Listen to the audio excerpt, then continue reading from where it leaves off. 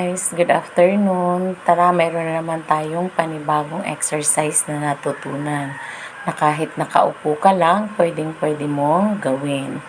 Uupo ka lang sa upuan, pagkatapos ay gagalaw mo lang ang iyong dalawang paa magkasabay papunta sa left and right. Then sabayan na rin natin ng ating kamay o braso. Ayan, ganyan lang. Pwede mo siyang sa beginner, mabagal lang muna at pag sanay na sanay ka na, mabilis na. Ayan. Yun lang kasimple guys. Ganyan lang. So, igagalaw mo lang ang iyong paa at nakakatulong siyang para lumiit ang iyong mga bilbil at magkaroon ka ng abs.